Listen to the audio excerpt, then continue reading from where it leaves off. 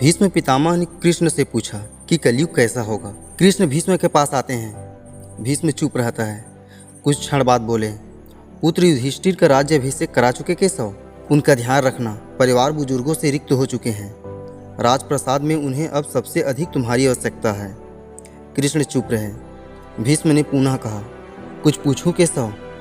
बड़े अच्छे समय से आए हो। संभवतः धरा छोड़ने के पूर्व मेरे अनेक भ्रम समाप्त हो जाएं। कृष्ण बोले, कहिए न पितामह। भीष्म पितामह कहते हैं, एक बात बताओ प्रभु, तुम ईश्वर हो ना? कृष्ण ने बीच में ही टोका, नहीं पितामह, मैं ईश्वर नहीं, मैं तो आपका पौत्र हूँ। भीष्म उस घोर पीड़ा में ठठहा के हंस पड़े और बोले, अपने जीवन का स्वयं कभी आकलन नहीं कर पाया कृष्ण, सो नहीं जानता कि अच्छा रहा या बुरा, पर अब तो इस धरा से जा रहा हूँ, अब तो ठगना छोड़ दे केशव। कृष्ण जाने क्यों भीष्म के पास सरक आए और उनका हाथ पकड़कर बोले, कहिए पितामह। भीष्म बोले, एक बात बताओ केशव, यह युद्ध में जो हुआ वो ठीक था क्या? किसकी ओर से पितामह?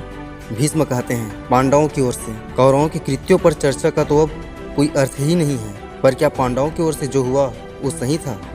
आचार्य द्रोण का वध, दुर्योधन की जंघा के नीचे प्रहार, दुशासन की छाती का चीरा जाना, जयद्रथ और द्रोणाचार्य के साथ हुआ छल, निहत्थे कर्ण का वध, सब ठीक था क्या? कृष्ण कहते हैं, इसका उत्तर मैं कैसे दे सकता हूँ पितामह? इसका उत्तर तो उन्हें देना चाहिए जिन्होंने यह किया। उत्तर दे दुर्योधन दुशासन का वध करने वाले भीम, उत्तर दे कर्ण और जयद्रथ का वध करने वाले अर्जुन। मैं इस युद्ध में कहीं था ही नहीं पितामह। पितामह कहते हैं, अभी भी छलना नहीं छोड़ोगे केशव? अरे विश्व भले कहता रहे कि महाभारत को अर्जुन और भीम ने जीता है, पर मैं जानता हूँ कि यह तुम्हारी और केवल तुम्हारी विजय है। मैं तो उत्तर तुम्ही से पूछूंगा। कृष्ण कहता है, तो सुनिए पितामह, कुछ बुरा नहीं हुआ, कुछ अनैतिक नहीं हुआ, वही हुआ जो होना चाहिए। भीष्म पितामह कहते हैं, यह तुम कह रहे हो केशव? मर्यादा पुरुषोत्तम राम के अवतार श्री कृष्ण कह रहा है, यह छल तो किसी युग में हमारे सनातन संस्कारों का अंग नहीं रहा, फिर यह कैसे उचित हो गया? श्री कृष्ण कहते हैं कि इतिहास से शिक्षा ली जाती है पितामह, पर निर्णय वर्तमान की परिस्थितियों के आधार पर लेना पड़ता है।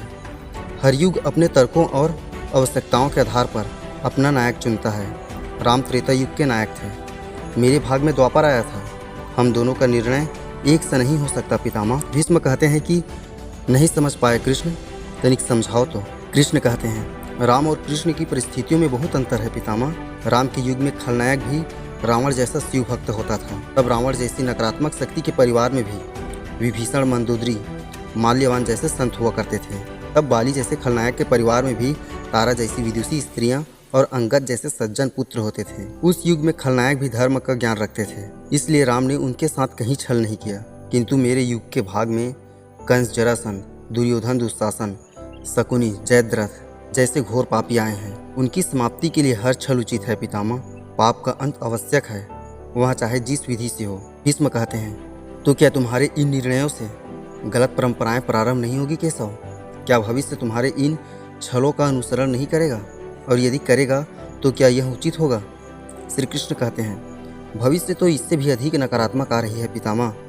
कलयुग में तो इतने से भी काम नहीं चलेगा, वहाँ मनुष्य को कृष्ण से भी अधिक कठोर होना होगा, नहीं तो धर्म समाप्त हो जाएगा। जब क्रूर और अनैतिक शक्तियाँ एवं धर्म का समूल नाश करने के लिए आक्रमण कर रही हो तो नैतिकता अर्थहीन हो जाती है पितामह।